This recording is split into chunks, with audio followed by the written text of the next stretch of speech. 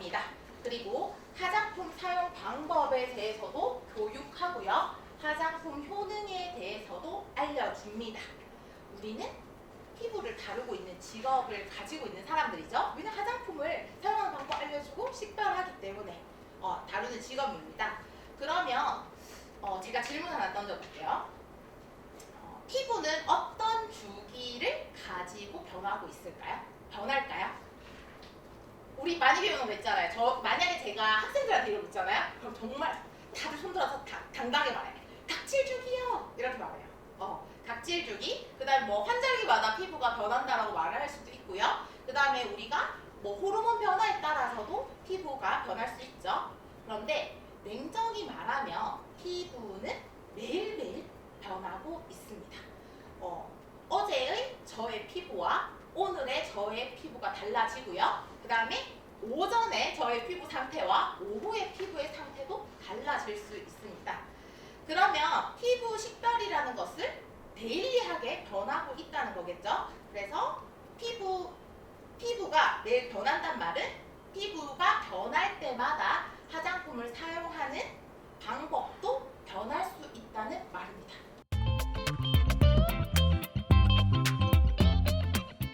각질 형성 세포, 케라틴을 만드는 각질 형성 세포와 피부색을 좌우하는 멜라닌 세포가 9대1의 비율로 존재하기도 합니다.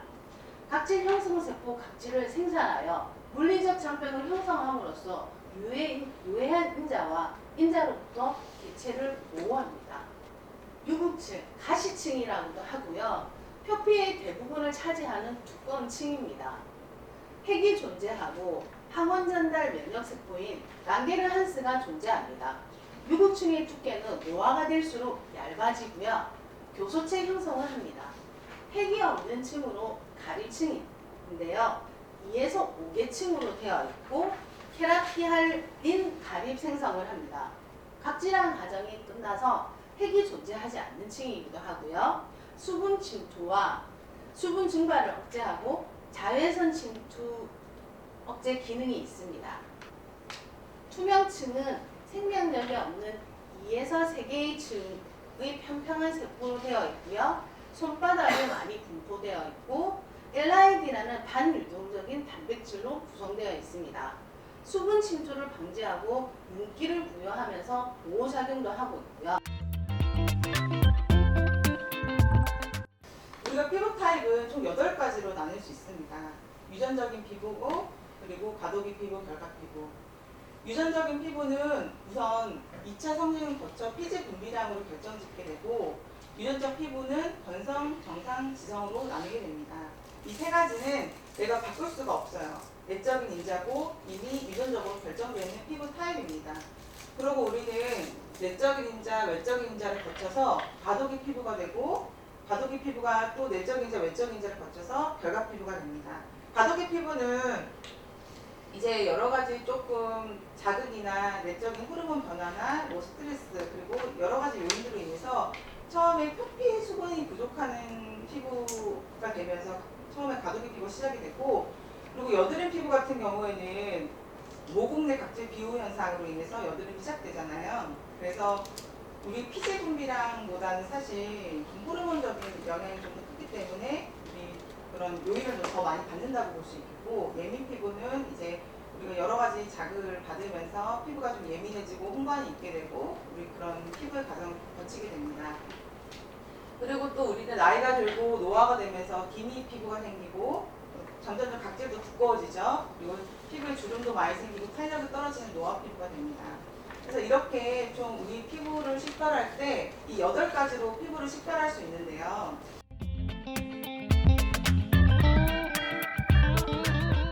주사 뺐자 선물을 주냐? 선물을 뺐냐? 뭐 이렇게 생각하실 수도 있어요. 주사는요, 고수분 공급 미세 혈액 순환 촉진, 그리고 뺐자에서는 피지 제거, 각질 제거, 박테리아 성장 억제가 있어요. 이렇게 말씀드리니까 전혀 모르시겠잖아요. 그래서 이해를 돕기 위해서 제가 그림으로 하나씩 설명 드릴게요. 제가 아까 내 피부 상태는 여기예요. 근데 여기가 되고 싶어요. 타워팰리스처럼. 근데 1층 1층 다음이 2층이고 2층 다음이 3층이고 1층 다음에 바로 20층이지 않잖아요. 그렇게 피부 관리 예방은 차곡차곡 올라가야 돼요. 이 주사 빼자에 궁금하셔서 이 연인에 대해서 제가 조금 예를 들었는데, 남녀가 있어요. 아, 좀 연애는 해. 근데 좀 일당을 조금 해야 될 거 아니에요. 너무 오늘 가자 이러면은 좀 재미없지 않아요? 좀 이렇게 좀 간질간질하게 이렇게 가자 하면은 싫다고도 하고, 어떤 날에는 또 좋다고 하고, 그게 피부에 필요하다는 거예요. 어떤 날에는 자극을 주기도 하고, 어떤 날에는 수분을 줘야 된다 이거예요. 그게 주사 빼자라고 생각을 하시면 될 것 같아요. 그렇게 하지 못하면요, 계속 이 여자가 튕기면요, 이 남자는 어때요? 집에 가겠죠. 그러면은 마찬가지로 피부에 계속 자극을 주게 되면요, 이 여자처럼 빨개지는 거예요. 그러고 나서 생각하겠죠. 나 저 화장품 써서 그랬어. 그럼 병원에 갈 거예요. 그 약을 드시겠죠? 그럼 나아지는 게 없어요. 이 줄다리기는 문제 아니에요? 그만큼 피부의 예방은 정말 힘들다는 거예요. 잘 보시면은 손이 되게 많아요. 이 중간을 유지하기 위해서는요, 정말 많은 노력이 필요해요. 왔다 갔다 할 수 있겠죠. 근데 이 중간을 유지를 해야 됩니다. 그게 뭐예요? 적당히 예뻐하고 적당히 보호를 해야 됩니다.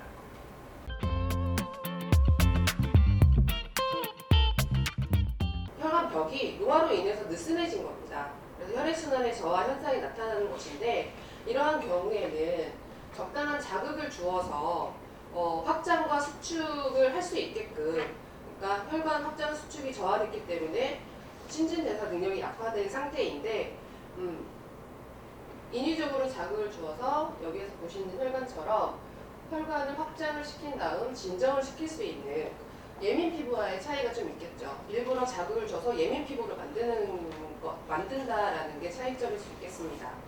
그래서 노화된 혈관 벽이 느슨해진 거를 정신 차리라고 자극을 주고 확장됐을 때에는 다시 진정을 시켜줄 수 있는 그런 관리 방법을 선택을 해야 되는데, 이때 너무 자극을 또 주어서 너무 예민해진다거나 이렇게 피부가 붉어진다거나 하는 것들, 그러니까 피부가 이겨낼 수 있는 만큼 그 정도의 자극을 주는 것 또한 주의를 해야 되겠습니다.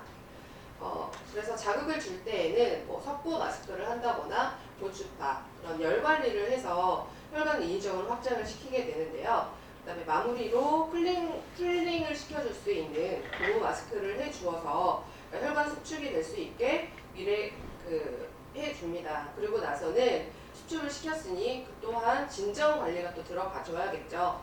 그래서 예민 피부의 진정 관리처럼 림프 드레나지를 해서 배농을 해준다거나 정적인 마사지, 그리고 아로마를 이용한 테라피, 그리고 차분한 분위기 조성을 해줘서 노화 피부 또한 스스로 진정시켜줄 수 있게끔 분위기 조성을 하는 게 좋겠습니다.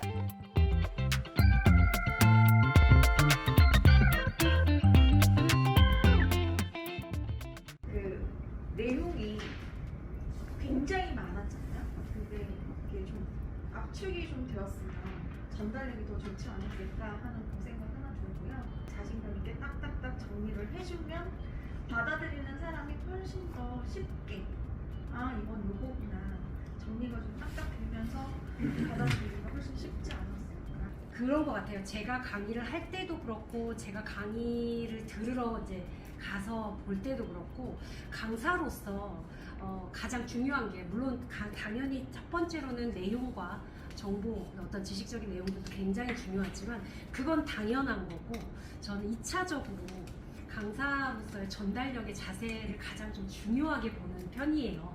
그러니까 아무리 내가 준비를 많이 해도 발음을 잘 못한다거나 목소리가 너무 작다거나 나의 행동의 전달력이 떨어지면 결국에는 교육을 듣는 사람들한테 그만큼의 전달을, 내 지식의 양만큼 전달할 수도 없을 것이고. 그렇기도 하고, 이거는 모든 분들한테 다 해당되는 말인데, PPT 자료를 만들 때 꼭 넘버링을 매겨주세요.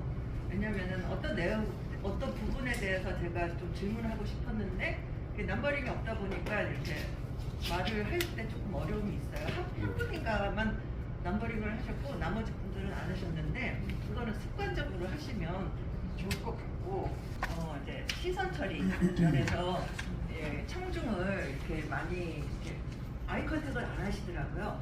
안 하신 게 그게 살짝 좀 아쉬웠고 내용은 되게 좋았는데 조금 이렇게 쉼이 있었으면 좋겠어요. 강의로 전달될 때 조금 이제 환기를 시키는 그 타이밍이 조금씩 있었으면 좋겠는데 조금 급하신 듯하게 쭉 이어져서 조금 아쉬웠고 그리고 마지막에 그 구호력에 대해서 다시 한번 이렇게 리마인드 시켜주신 점은 참 좋았던 것 같아요.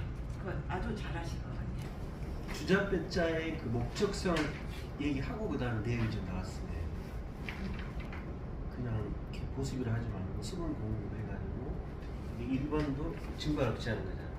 3번도 진피 수분 준다는 그런 컨셉을 가지고 배차의 목적 3가지 있었죠.